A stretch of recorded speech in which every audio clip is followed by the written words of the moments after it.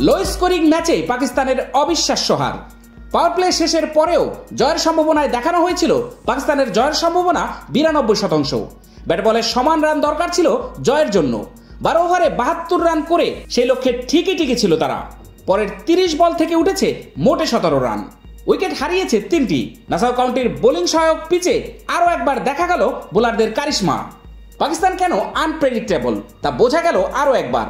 120 রানের ক্ষুদ্র টার্গেটে এসেও পাকিস্তানকে থামতে হয়েছে 114 রানে এসে।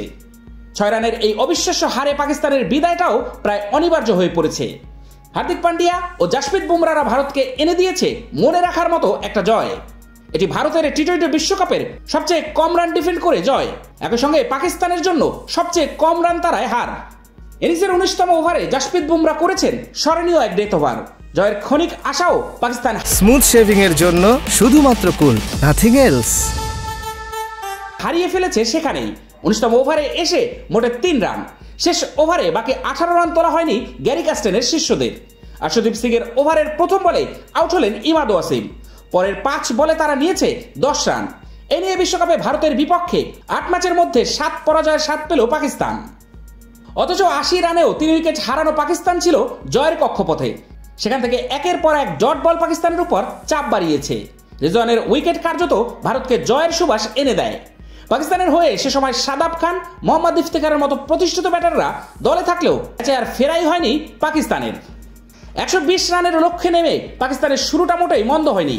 প্রথম 4 ওভারেই 21 রান তোলে বাবর আজম এবং মোহাম্মদ রিজওয়ানের জুটি। বাবর ফেরেন পাওয়ার প্লের শেষের আগেই। রিজওয়ানের পরের সঙ্গী উসমান খান। দুজনের রান তোলার গতি ধীর হলেও পাকিস্তান কক্ষপথ থেকে ছিটকে যায়নি কখনোই। 10 ওভারে তাদের 57 রানও নাসাউ কাউন্টির উইকেটে ছিল যথেষ্ট।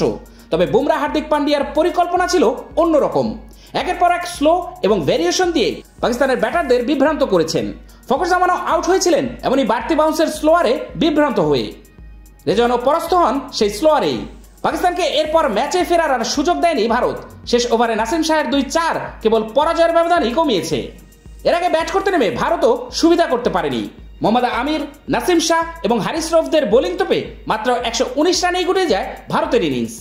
বিরাট কোহলি, রোহিত শর্মা থেকে শুরু করে সূর্যকুমার যাদব কিংবা শিবম দুবে মোটা দাগে ব্যর্থ সবাই।